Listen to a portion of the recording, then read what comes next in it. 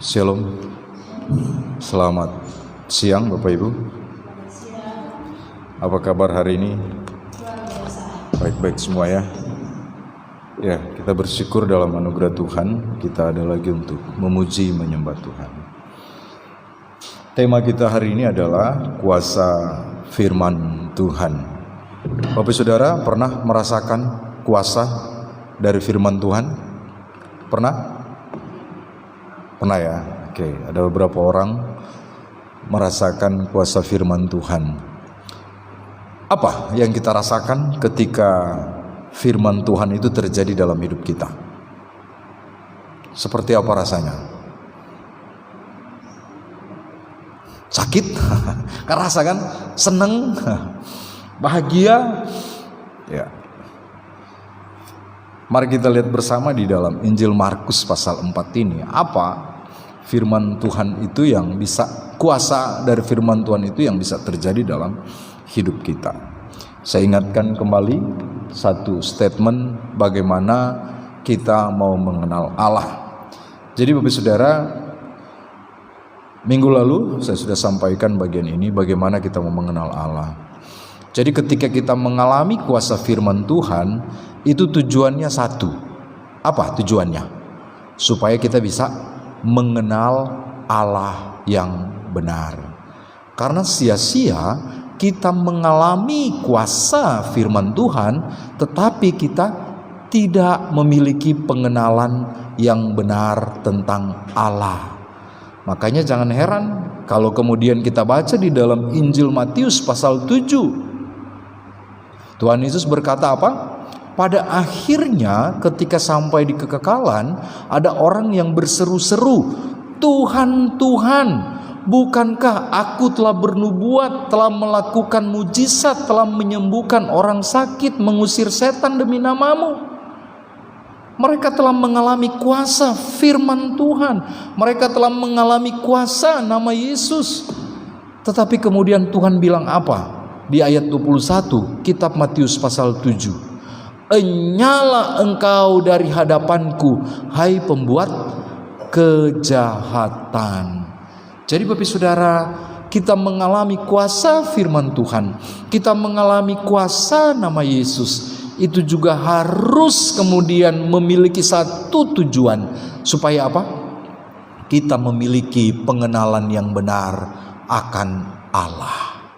Kalau tidak, sekali lagi, pengenalan kita akan Allah itu hanya bagian kecil saja. Banyak orang mengalami kuasa firman, mengalami kuasa nama Yesus, tetapi tidak punya pengenalan yang benar. Makanya ingat, kalau kita mau mengenal Allah, kita dapat mengenal bagaimana? Sejauh ia memperkenalkan dirinya di dalam kitab suci dan melalui Yesus Kristus. Jadi Bapak Saudara, sekali lagi pengajaran kita tentang bagaimana kita mengalami kuasa firman Tuhan itu memiliki satu tujuan, yaitu apa? Supaya apa? Halo? Supaya apa? Ibu Lasma, bantu saya. Supaya kita memiliki pengenalan yang benar tentang Allah. Ya. Saya nggak tahu, Ita kenal nggak siapa yang di samping Ita? Kenal? Norita kenal? Oh kenal ya. Kenal dalam bagian apa? Ada bagian-bagian tertentu, terkadang pribadi kita, orang yang dekat kita nggak kenal. Makanya perlu terus belajar, sama dengan firman Tuhan ini. Nah, bagaimana kita mengalami kuasa firman Tuhan? Ingat, Alkitab hanya dapat dimengerti apabila kita mempunyai hubungan yang benar dengan siapa? Dengan Allah Roh Kudus. Dan Roh Kuduslah yang membuka pikiran kita agar kita bisa memahami apa makna firman Tuhan, sehingga bisa memberikan kesaksian dalam batin roh kita mengenai kuasa firman Tuhan itu. Dalam kitab 2 Timotius pasal 3, 16 dan 17 kita baca bersama. 3. Segala tulisan yang diilhamkan Allah memang bermanfaat untuk mengajar, untuk menyatakan kesalahan, untuk memperbaiki kelakuan, dan untuk mendidik orang dalam kebenaran. Dengan demikian, tiap-tiap manusia kepunyaan Allah diperlengkapi untuk setiap perbuatan baik. Jadi di dalam kitab 2 Timotius ini kita bisa mendapatkan beberapa manfaat dari firman Tuhan. Apa manfaatnya? Yang pertama, untuk mengajarkan tentang apa? Tentunya mengajarkan tentang kebenaran. Hal-hal yang tidak kita tahu ketika kita belajar, kita boleh mengerti. Yang kedua, untuk menyatakan kesalahan. Kenapa? Karena kita manusia sudah jatuh di dalam dosa. Pengetahuan kita telah tercemar oleh dosa.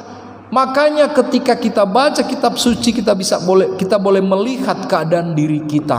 Hal-hal yang dulu mungkin kita anggap benar, ternyata ketika kita baca kitab suci kita bisa lihat, oh ternyata itu salah. Ingat di Taman Eden, Adam dan Hawa makan buah apa?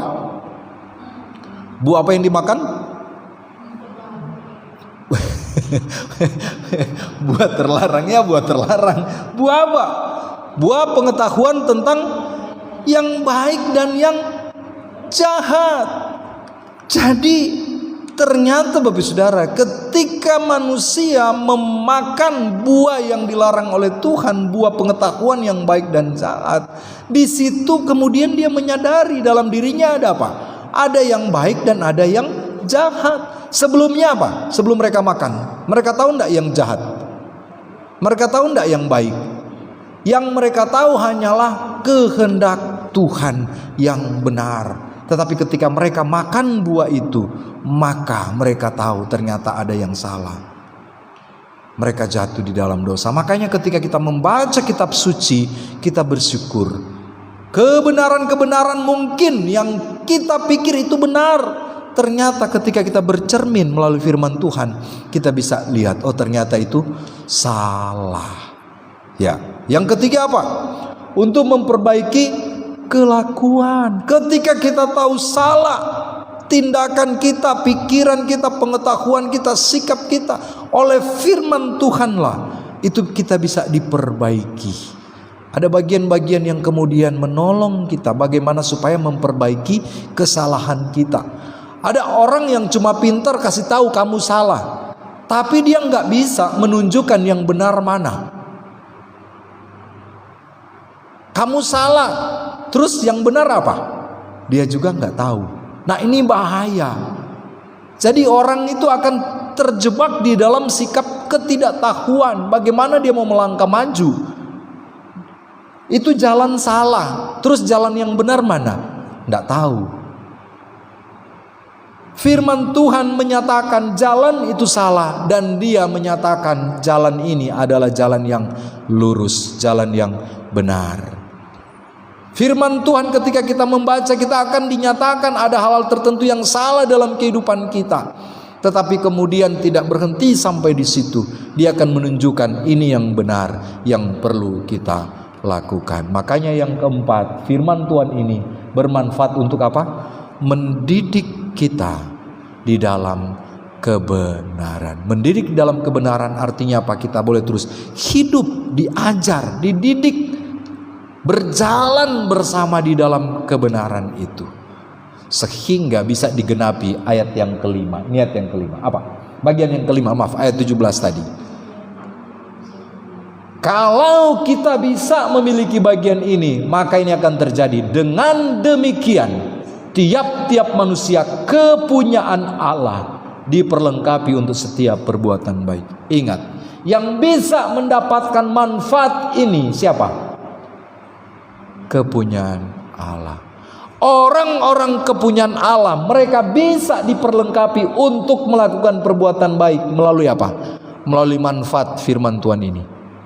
Mereka bisa kemudian melakukan ini, perbuatan yang baik. Kalau tidak, kalau mereka tidak mau diajar, mereka tidak mau dinyatakan kesalahannya, kalau mereka tidak mau diperbaiki kelakuannya dan tidak mau dididik dalam kebenaran, percayalah, mereka tidak akan bisa diperlengkapi untuk bagian ini, Saudara.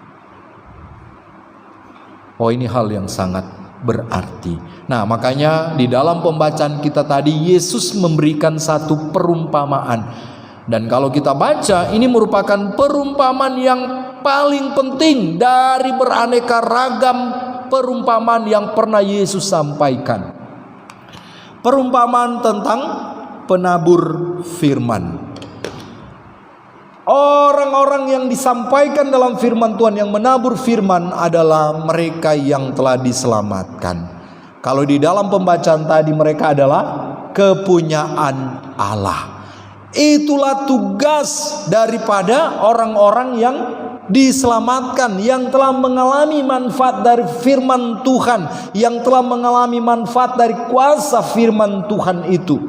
Mereka menjadi milik kepunyaan Allah. Mereka diperlengkapi untuk perbuatan yang baik. Dan perbuatan yang baik yang Tuhan inginkan bagi kita ini, yaitu menaburkan firman Tuhan.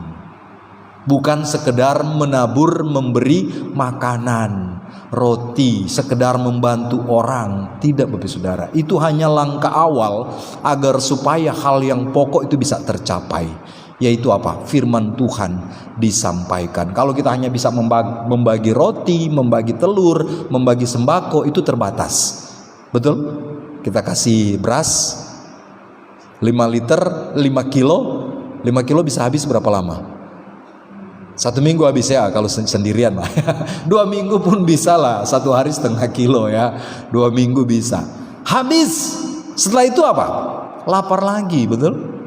Kalau firman Tuhan, Alkitab menuliskan tidak ada satupun kebenaran firman Tuhan yang ditaburkan yang akan kembali dengan sia-sia.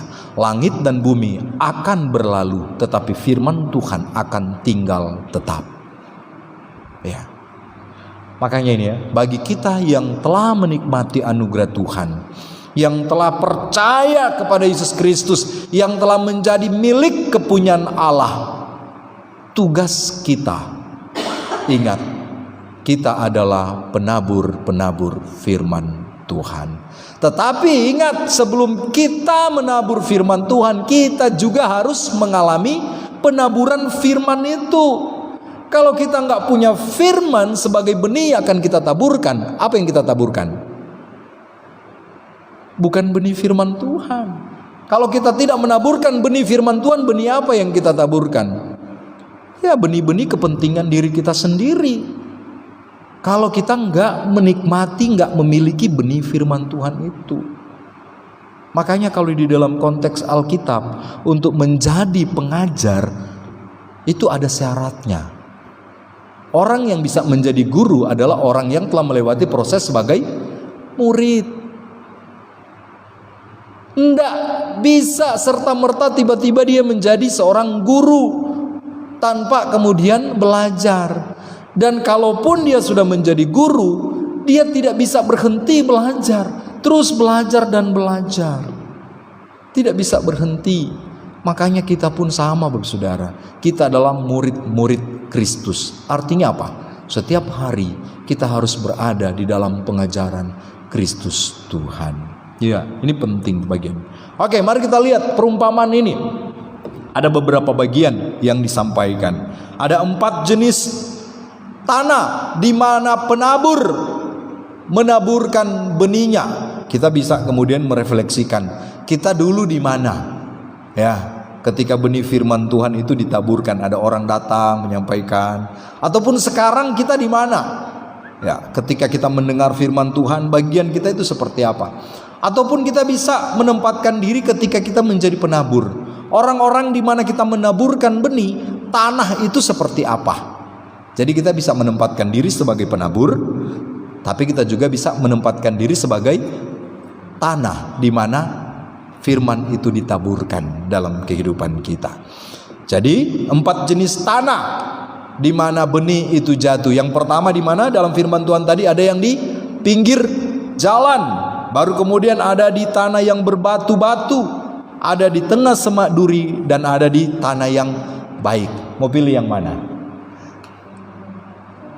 Tanah yang baik. Kita maunya hati kita tanah yang baik. Kita maunya ketika kita menabur, kita mendapat tanah yang baik. Betul ya? kenyataannya gimana? Ini maunya. Tapi sekarang kenyataannya, ketika kita menaburkan benih, biasanya jatuh di mana? Hah? Ibu Lasma jatuhnya di mana? Apa? Ita? Oh, di pinggir jalan. Ita bilang dia menabur benih, ternyata jatuh di pinggir jalan. Nanti kita lihat seperti apa benih yang jatuh di pinggir jalan. Ibu Lasma selama ini menabur benih, benihnya kemana? Kemana-mana. Bisa di pinggir jalan, bisa di tanah berbatu-batu, gimana? Di tanah semak duri, ada juga di tanah yang baik ya? Ada enggak? Oh, ada, puji Tuhan. Kita boleh dihiburkan gitu ya. Bapak Saudara, oke, itu ketika kita menabur. Sekarang kalau untuk kita, ketika kita mendengarkan, kalau ada yang menabur benih, kira-kira benih itu jatuh di hati kita itu seperti apa? Di mana? Nomor 1, 2, 3 atau 4? Ya, kenapa? Jangan kita berani kemudian berkata orang itu ketika kita tabur benih, oh dia di 1, 2, 3 atau 4. Sekarang kita harus mengevaluasi diri kita juga. Kita di mana? Ya, baik ya. Oh, puji Tuhan, baik. Opung tanah yang baik, hati yang baik, siap. Artinya apa kalau tanah yang baik? Nanti kita lihat. Ya, jangan-jangan kita salah evaluasi. Jangan kita bilang tanah yang baik, oh ternyata tidak. Atau kita bilang, oh kayaknya firman Tuhan jatuh itu hati saya ini seperti di pinggir jalan. Oh ternyata salah, bukan di pinggir jalan. Di mana? Tanah yang berbatu-batu. Sama saja. Ternyata bukan di tanah berbatu-batu, tapi ternyata hati saya ini seperti penuh dengan semak duri. Jangan-jangan kita salah juga. Ternyata bukan semak duri, tapi tanah kita sudah baik. Mari kita lihat bersama. Yang pertama, kalau benih yang jatuh di tanah ini, di pinggir jalan, nah ini ya, ini sangat penting. Kenapa? Kalau mau di sini, di pinggir jalan, di tanah berbatu-batu, di semak duri, di tanah yang baik, ini akan mempengaruhi apa? Pertumbuhan benih tersebut. Sebenarnya tidak masalah kalau dia benih jatuh di pinggir jalan. Yang penting benihnya tumbuh bagus, betul kan? Tapi ternyata kan di pinggir jalan itu banyak tantangan, jadi sangat mempengaruhi. Ya, makanya kita pilih ini di tanah yang baik. Ya, kalau di pinggir jalan, kalau tanahnya baik gimana?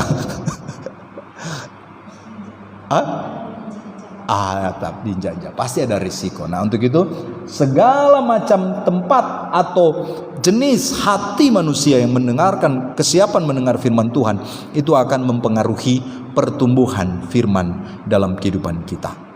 Nah, jangan sampai kita bilang tanah kita menabur di tanah yang baik, hati kita tanah yang baik. Coba cek, benar enggak? Kalau di tanah baik artinya apa? Dia akan bertumbuh dengan baik, menghasilkan buah yang banyak. Begitupun ketika kita tabur, kita bilang oh kita tabur di tanah yang baik. Buktinya apa? Bertumbuh enggak firman itu? Ada buahnya enggak? Jangan-jangan kita bilang ditabur di tanah yang baik tapi ternyata tidak bertumbuh. Berarti kita salah apa? Salah apa ya? Kriteria kita salah. Oke. Nah, sekarang ya, yang pertama, benih yang jatuh di pinggir jalan itu diinjak orang dan dia akan dimakan habis oleh burung. Jadi pembacaan kita di dalam Injil Markus ini itu diceritakan juga di dalam Injil Lukas dan Injil Matius. Sehingga ada beberapa bagian itu saling melengkapi. Jadi sekali lagi, benih yang jatuh di pinggir jalan dia akan diinjak orang dan dia akan dimakan habis oleh burung. Kenapa bisa dimakan, bisa diinjak oleh orang? Ya jelas apa? Jalan. Bisa enggak kita antisipasi? Bisa? Bikin pagar, benar. Kita bikin pagar. Tapi ingat, itu harus pagarnya di mana? Ya di bagian kita, di tanah kita, jangan di tanah orang. Itu masalah. Bisa. Atau yang jelas kita harus cari tanah yang lebih aman. Nah, kalau kita sedang mengalami hati kita seperti Mungkin ketika menerima benih seperti di pinggir jalan, satu bagian yang bisa kita lakukan adalah kita membuat pagar. Kita bisa kelola lagi. Atau kalau tidak, jalan itu kita pindahkan. Betul? Kita pindahkan. Artinya apa? Kita bisa kelola hati kita. Jangan bilang karena dia jatuh di pinggir jalan, ya sudahlah, tidak ada harapan lagi. Betul? Masih ada harapan. Yang penting kita mau berusaha agar supaya jenis tanah itu bisa kemudian menjadi tanah yang baik. Ya.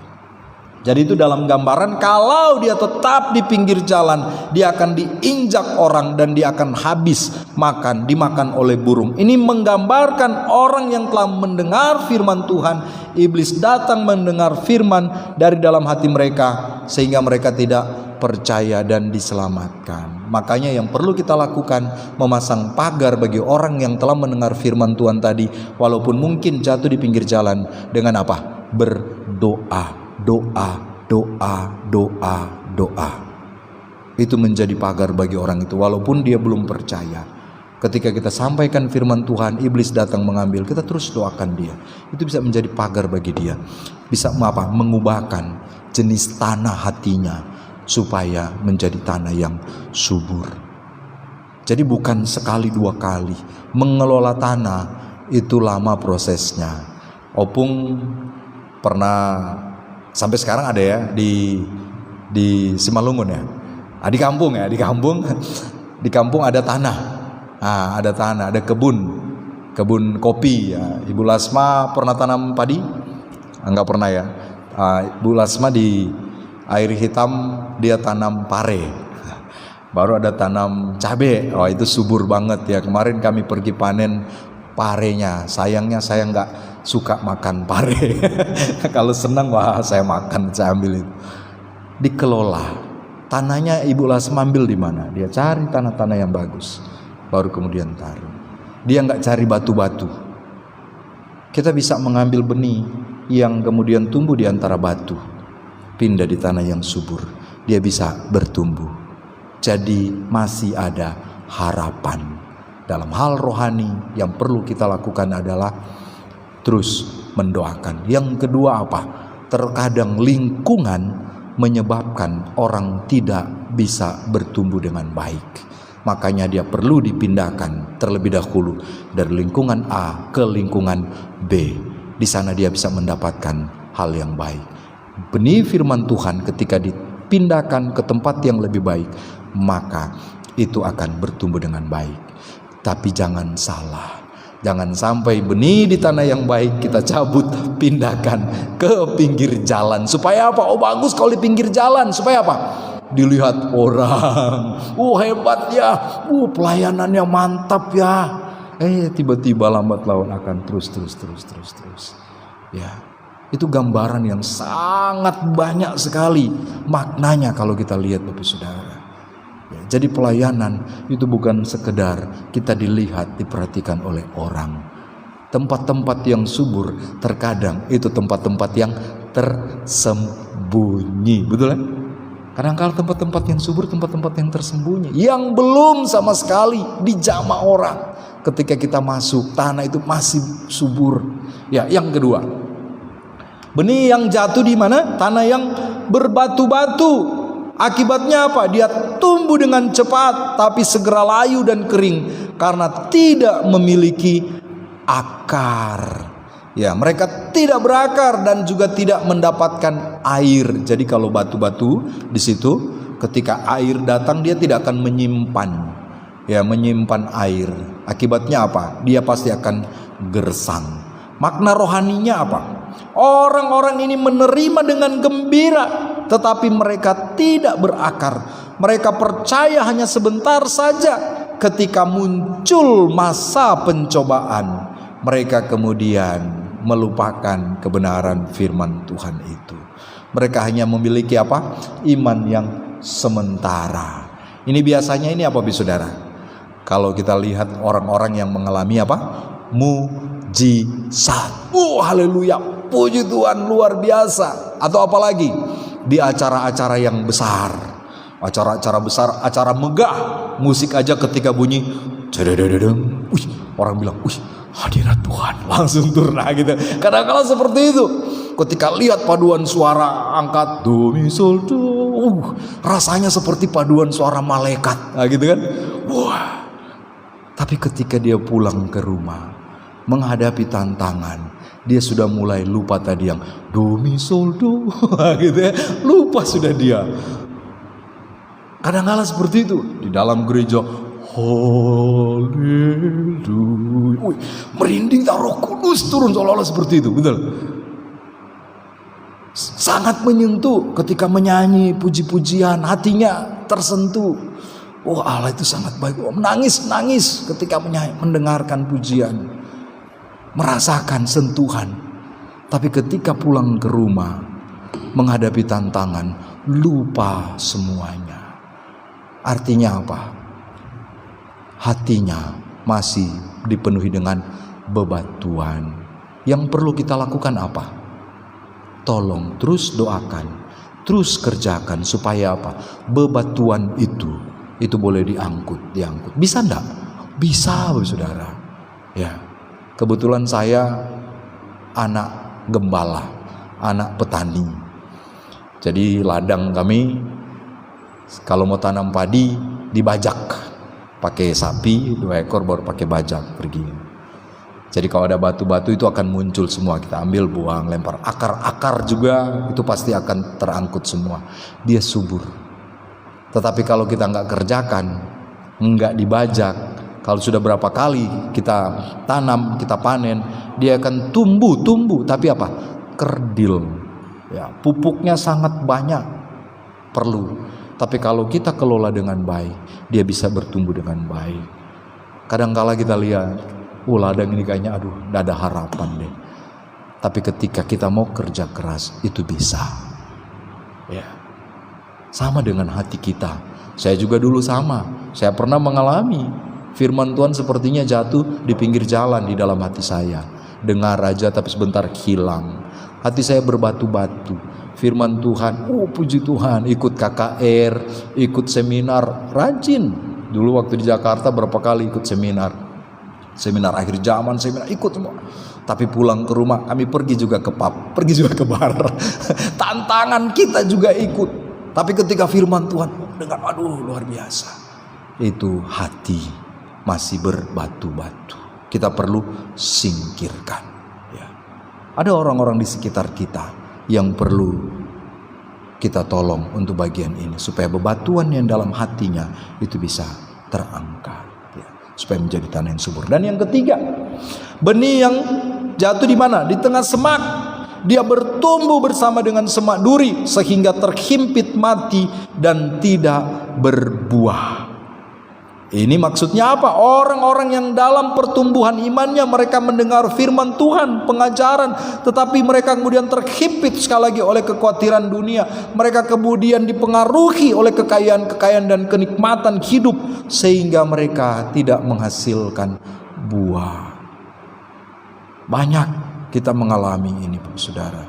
Banyak orang-orang di sekitar kita, saudara-saudara kita, mendengar firman Tuhan, iya, tetapi melakukan hal yang tidak sesuai dengan firman Tuhan juga, iya.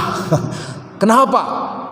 Karena kita melihat seolah-olah itu kebutuhan hidup yang harus ada, yang tidak boleh tidak. Seperti apa? Seperti kekayaan. Siapa bilang kita nggak perlu uang? Betul? Siapa bilang tidak? Kita manusia nggak mau kalau jadi kaya. Siapa bilang? Kita mau, tetapi ingat ketika diperhadapkan dalam satu bagian, ketika kita mencari harta kekayaan, kita mencari kebutuhan hidup dan itu ternyata tidak sesuai dengan firman Tuhan, maka kita harus berhenti. Ketika kita melakukan bagian itu dan ternyata arah yang kita tuju semakin membuat kita jauh dari kebenaran firman Tuhan, berarti kita harus berhenti.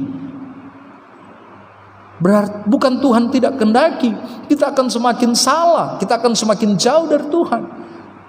Tetapi ketika kita sedang bekerja, kita melakukan sesuatu dan di situ kita tahu jalan Tuhan menyertai kita, kita terus bertumbuh di dalam Tuhan. Pelayanan kita semakin baik, kita semakin menghasilkan buah dengan apa yang kita dapatkan dalam usaha pekerjaan kita, dengan harta yang Tuhan berikan kepada kita. It's okay. Tuhan mau dengan segala apa yang kita miliki, kita bisa apa? Melayani Tuhan dengan semakin baik. Tetapi jangan karena harta, jangan hanya karena kenikmatan dunia, kemudian kita tidak mau melayani Tuhan. Ada orang yang dulu sebelum dapat pekerjaan, sebelum memiliki sesuatu, terus datang kepada Tuhan. Tuhan tolong, beri pekerjaan. Tuhan, saya mau melayani Tuhan. Masa Tuhan, saya mau ke gereja, ya susah, nggak punya apa-apa, malu Tuhan. Akhirnya Tuhan berkati. Setelah dapat, kemana mereka? Pergi ke tempat yang lain yang lebih asik. Kalau ke gereja atau pergi ibadah atau pergi ke tempat pelayanan melayani, kayaknya tantangannya kurang deh. Cari tantangan yang lebih besar lagi lah, yang lain-lain. Yang kemudian ya bisa mengorbankan uang lebih banyak. Terkadang seperti itu. Saya kasih contoh. Anak-anak muda kalau ke gereja dan ke mall, mereka pilih mana? Ke mall, ya, ada yang ke gereja. Biaya lebih besar kemana? Ke gereja atau ke mall? Kenapa ke mall lebih besar biayanya? Mall, makan saja, satu kali makan itu berapa? Paling tidak ini 50.000. Anak-anak suruh mau ke mall, minta uang, kita kasih 50.000, masih begini mukanya itu. Paling tidak 100.000 itu paling minim, itu bisa pergi. Kalau ke gereja, berapa biayanya? 10.000 bisa jadi, ya 10.000, 5.000 bisa jadi. Enggak bahwa apa-apa pun bisa jadi, iya enggak? Yang penting hati kita mau datang kepada Tuhan, betul? Enggak ada yang kemudian menolak engkau datang ke gereja engkau enggak bawa apa-apa, ada? Dan kalau kita ke mall, kita harus berdandan ini dan itu semua, benar enggak? Karena akan diperhatikan orang lain. Kalau ke gereja gimana? Enggak ada. Biayanya gimana? Enggak. Tuhan kita enggak peduli dengan bagian-bagian tersebut. Yang Tuhan peduli bagian pertama adalah apa? Hati kita. Mau bagaimanapun penampilan kita, berapa banyak pun yang kita miliki, yang kita inginkan, Tuhan tahu hati kita. Oh, ini hal yang paling luar biasa dari Allah kita. Makanya pujian tadi bilang apa? Kau bukan Tuhan yang melihat rupa, Kau bukan Tuhan yang memandang. Tuhan tidak mandang rupa kita, Dia tidak melihat harta kita, tapi yang Tuhan lihat apa? Hati hamba yang selalu Kau cari, biar Kau temukan di dalamku. Kita mau, kita punya hati hamba. Jadi bukan apa yang kita miliki. Kalau kita nggak punya hati hamba, percayalah, kita yang akan memperhamba Tuhan. Kalau kita nggak punya hati hamba, kita bukan jadi hamba Tuhan, tetapi kita akan membuat Tuhan sebagai hamba kita. Artinya apa? Kalau kita sebagai hamba Tuhan, kita mau melakukan apa yang Tuhan inginkan. Tapi kalau Tuhan sebagai hamba kita, kita mau Tuhan melakukan apa yang kita inginkan. Oh, itu perbedaan yang sangat besar. Tapi itu terkadang terjadi dalam hidup kita. Pergi melayani Tuhan, saya mau melayani, asalkan Tuhan lakukan ini. Nah, gitu kan? Tuhan, saya mau begini, asalkan Tuhan bikin begini. Kita ini siapa? Hamba Tuhan? Yang hamba siapa? Kita atau Tuhan? Ketika kita berkata, Tuhan saya mau buat ini Tuhan, tapi Tuhan buat itu, siapa yang hamba? Kita atau Tuhan? Mestinya kita hamba Tuhan. Apa yang Tuhan firmankan, udah jelas yang Tuhan firmankan, jelas gak? Dalam Alkitab jelas yang Tuhan firmankan. Makanya ini yang terjadi, semak duri. Yang perlu kita lakukan apa? Cabut semak duri itu, bantu orang itu cabut semak duri itu. Kalau tidak dia akan terhimpit. Cabut rasa kekhawatiran dalam hidup kita. Rasa kekhawatiran tentang apa? Yang paling utama yang terkadang kita manusia rasakan apa kekhawatiran? Tidak dapat apa? Pernah enggak pikir jangan-jangan besok kita enggak dapat makan? Ada? Jarang lah. Yang kita pikir jangan-jangan besok kita enggak dapat uang gitu ya. Kalau minggu depan kita enggak dapat gaji gimana? Enggak dapat uang gimana? Itu terkadang yang kita pikirkan tentang uang. Kalau makan terkadang kita jarang lah kita pikir. Yang kita pikirkan utama adalah uang, harta, pendapatan. Kalau uang yang kita tabung itu habis gimana? Kalau uang yang kita miliki itu hilang gimana? Makanya Bapak Saudara ingat, miliki satu keyakinan dalam diri kita bahwa apa yang kita miliki adalah milik siapa? Tuhan. Makanya ketika kita memberi, ketika itu hilang dari diri kita, itu bukan hilang seperti itu, tetapi kita sedang mengembalikan kepada yang empunya. Makanya kalau kita lihat di TikTok, di media sosial tentang persembahan, itu ada pro kontra. Terkhusus untuk persembahan apa?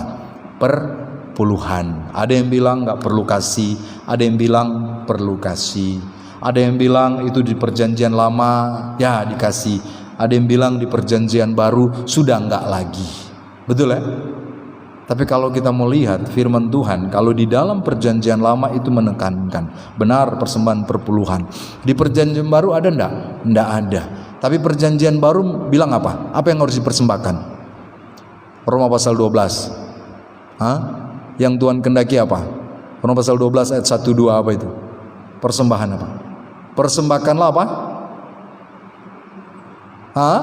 Persembahkanlah hidupmu, tubuhmu sebagai persembahan yang hidup, yang kudus, yang tak bercelah dan yang berkenan di hadapan Allah. Yang lebih berat mana? Perjanjian lama atau perjanjian baru? Ayo. Perjanjian lama harus kasih korban dan ya terkhusus untuk perpuluhan gitu ya. Korban bakaran ini semua itu sudah nggak ada karena sudah diganti oleh korban Kristus Tuhan. Tapi yang korban persepuluhan ini, persepuluhan 1/10 dari penghasilan kita, itu diajarkan di dalam perjanjian lama. Korban bakaran, kita sembeli binatang, bawa ya, korban penebus salah, pokoknya banyak macam. Tapi kemudian mereka berkata sudah tidak, ganti dengan perjanjian baru. Apa perjanjian baru konsepnya? Ya tadi persembahan yang Tuhan inginkan apa? Kalau kita nggak mau pakai yang perjanjian lama, ya kita pakai perjanjian baru, betul? Ya kan? Tapi ingat, perjanjian lama dan perjanjian baru itu bukan tidak dipakai dan bukan yang sudah dipakai. Itu merupakan satu kesatuan yang tidak bisa kita pisahkan.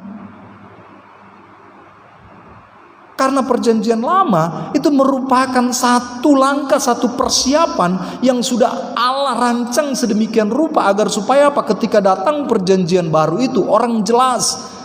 Jadi tidak datang tiba-tiba. Untuk apa perjanjian yang baru itu dinyatakan? Untuk menggenapi apa yang sudah dipersiapkan Allah di dalam perjanjian lama tadi. Jadi satu kesatuan. Nah, jadi kembali kepada persembahan gimana? Jadi sebenarnya sejak dari perjanjian lama Tuhan sedang mempersiapkan kita, sedang menyatakan sesuatu yang paling penting. Apa itu? Bukan 1/10, sekedar 1/10, bukan sekedar uang yang kita mau berikan, bukan sekedar korban binatang yang kita mau berikan, bukan. Tetapi apa? Hidup kita yang sangat penting, yang sangat berharga di hadapan Tuhan. Makanya Yesus datang mempersembahkan apa? Apa yang Yesus persembahkan? Dirinya, hidupnya di kayu salib agar supaya apa? Kita diselamatkan. Hidup kita diselamatkan. Jadi Allah mau hidup kita yang sepenuhnya. Makanya Bapak Saudara, kita baca di dalam Alkitab suci, firman Tuhan berkali-kali menegur menyatakan kita salah. Salah dalam bagian apa? Ketika kita lebih mementingkan harta daripada mementingkan nyawa.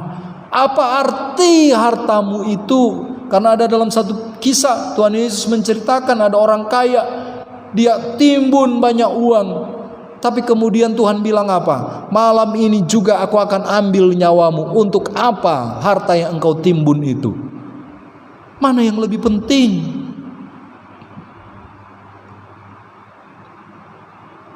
Dan ingat Bapak Saudara, Tuhan mau melepaskan kita dari kekhawatiran ini. Semak-semak duri ini terkadang yang begitu mengikat orang percaya.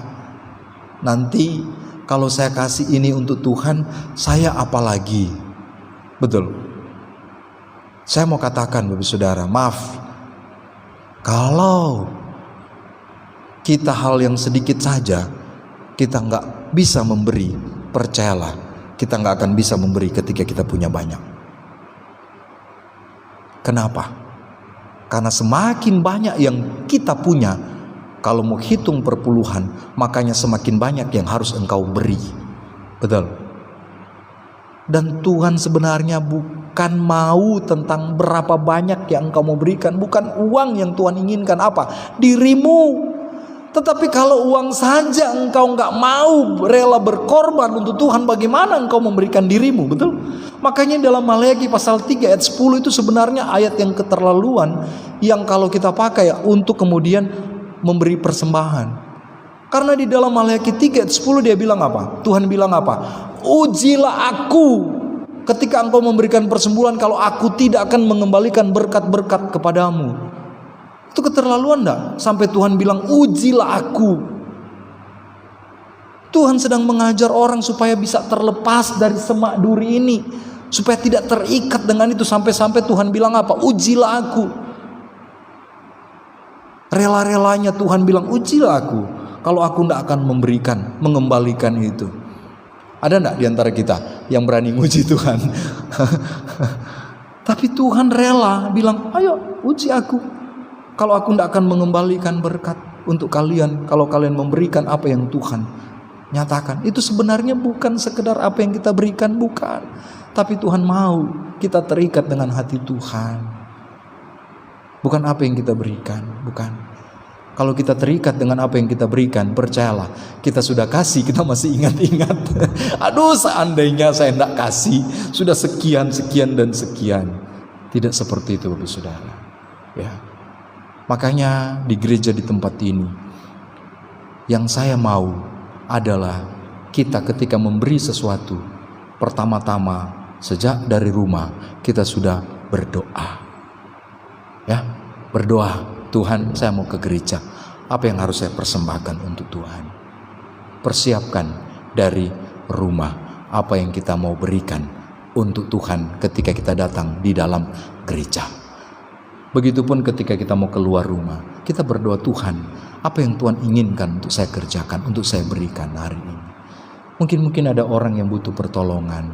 Mungkin ada seseorang yang akan datang ke rumah. Tuhan, apa yang harus saya berikan? Minta, berdoa sama Tuhan. Tuhan akan tuntun kita untuk melakukan hal yang baik. Dan ketika kita memberi, percayalah, relakan itu. Ada seorang teman yang selalu bilang begini, saya nggak mau beri sama dia lagi. Kenapa? Karena yang saya beri, dia gunakan dengan tidak baik. Terkadang kita terpengaruh dengan itu, bukan? Jadi kita beri, kita lihat apa yang akan dia gunakan dengan pemberian kita. Kalau saya bilang gini, ketika engkau memberi, berdoa sama Tuhan. Kalau Tuhan gerakan engkau untuk beri, untuk kebutuhan yang sudah relakan. Bagaimana dia menggunakan, itu urusannya dengan siapa? Dengan Tuhan. Tapi urusanmu dengan Tuhan adalah apa? Melakukan apa yang Tuhan perintahkan. Engkau bebas. Mungkin itu bagian pertama ketika engkau beri, dia bisa melakukan hal yang tidak baik. Tapi kalau engkau terus melakukan hal yang baik, taruh, beri, lakukan firman Tuhan, maka percayalah dia akan tertolong.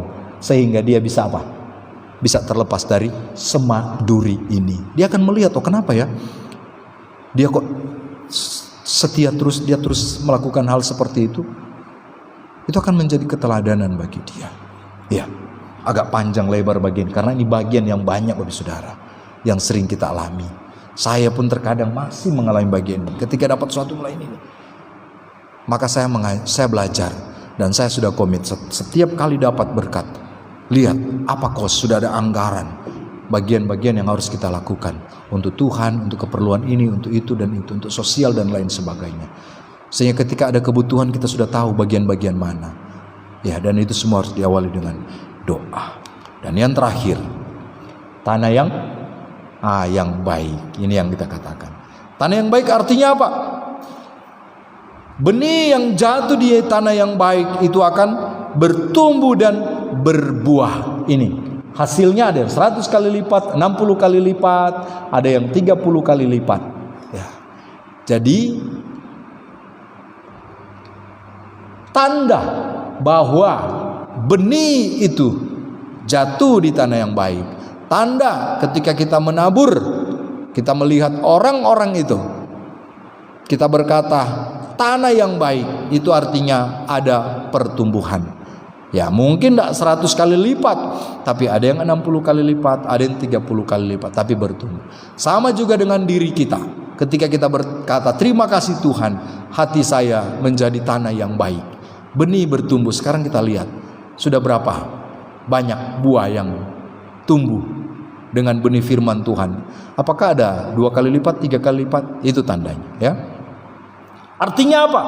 Orang ini mau mendengar firman, dia menyimpan dalam hati, mendengar, merenungkan firman dalam hati yang baik, dan dia melakukannya dalam ketekunan. Tekun terus melakukan, dan dia menghasilkan buah. Maka percayalah. Itu artinya apa? Firman Tuhan itu telah mengalami kuasa. Kuasa firman Tuhan itu telah kita alami. Kita telah mengalami kuasa firman Tuhan. Bisa mengubahkan hidup kita, membuat hidup kita berbuah. Jadi ini menekankan tentang tanah yang baik. Tuhan Yesus bilang begini, mengapa kamu berseru kepadaku Tuhan, Tuhan, padahal kamu tidak melakukan apa yang aku katakan? Setiap orang yang datang kepadaku dan mendengarkan perkataanku serta melakukannya, aku akan menyatakan kepadamu dengan siapa dapat disamakan. Ini tanah yang baik. Ya sama dengan apa? Seorang yang mendirikan rumah. Rumahnya didirikan di mana? Dia menggali dalam-dalam, meletakkan dasarnya di atas batu. Ketika datang air bah dan banjir melanda rumah itu tidak dapat digoyahkan karena rumah itu kokoh dibangun. Jadi jelas, mendengarkan firman Tuhan, menyimpannya, melakukan, itu akan memberi kuasa firman Tuhan dalam hidup kita. Kita akan kokoh berdiri. Ketika datang badai pencobaan, kita terus kokoh berdiri. Amin. Kalau tidak, bagian selanjutnya ini kita baca bersama. 3. Akan tetapi barang siapa mendengar perkataanku, mendengar firman Tuhan, tetapi tidak melakukannya, ia sama dengan seorang yang mendirikan rumah di atas tanah tanpa dasar. Ketika banjir melandanya, rumah itu segera kokoh, segera rubuh, dan hebatlah kerusakannya. Sama-sama kita dengar firman Tuhan. Tapi kalau ada yang mendengarkan, ada yang tidak mendengarkan, sama-sama akan mendapatkan masalah. Yang mendengarkan firman Tuhan, yang mendengarkan firman Tuhan sama-sama, tapi yang melakukan, yang tidak melakukan, akibatnya akan berbeda. Itu kuasa firman Tuhan. Yang mau melakukan firman Tuhan, maka percayalah, firman Tuhan berkuasa dalam hidupmu, membuat engkau semakin apa? Kokoh berdiri di tengah badai. Itu kuasa firman Tuhan, memampukan kita berdiri teguh walaupun badai datang silih berganti, kita tetap kokoh berdiri. Kenapa? Karena firman Tuhan yang membuat kita tegak berdiri. Kiranya Tuhan menolong kita, memampukan kita menikmati bagian-bagian kebenaran firman Tuhan. Kita berdoa. Bapa, terima kasih dalam anugerah-Mu membaca kitab suci dan merenungkannya. Terima kasih Tuhan, Engkau sungguh baik. Allah Roh Kudus terus berkarya dalam hidup kami, sehingga bagian firman Tuhan yang sudah kami mengerti dari apa yang kami dengarkan itu terus bertumbuh dalam hati hidup kami dan menghasilkan buah yang baik. Terima kasih. Namun kalau ada hal-hal tertentu yang belum kami mengerti, Tuhan tolong kami, mampukan kami agar kami dimengertikan oleh firman-Mu dan kami boleh melakukan itu dalam keseharian kami. Tuhan ampuni kami kalau hati kami terkadang menjadi seperti di pinggir jalan ataupun bebatuan, penuh dengan bebatuan, ataupun masih ada semak duri. Tuhan ampuni, kasihani kami.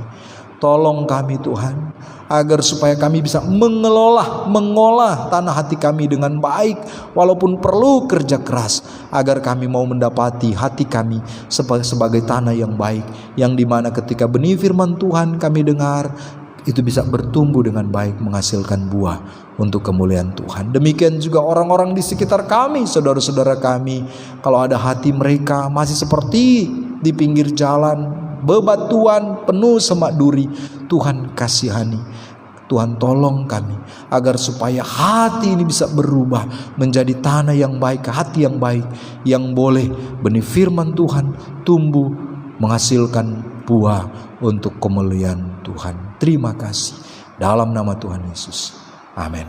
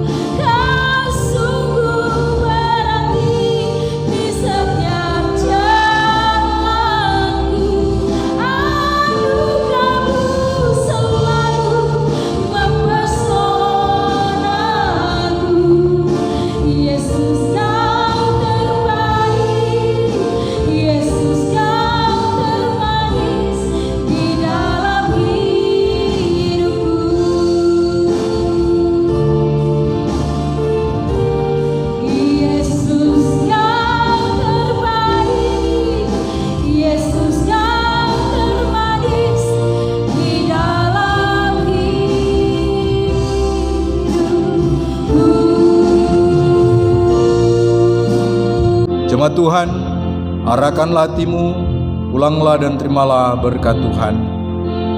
Tuhan memberkati dan melindungimu.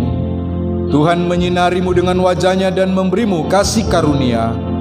Tuhan menghadapkan wajah-Nya kepadamu dan memberimu damai sejahtera. Kiranya berkat dari Allah Bapa, anugerah dalam Putranya Tuhan Yesus Kristus, tuntunan penyertaan Allah Roh Kudus menyertai kita senantiasa dari saat ini sampai selama-lamanya.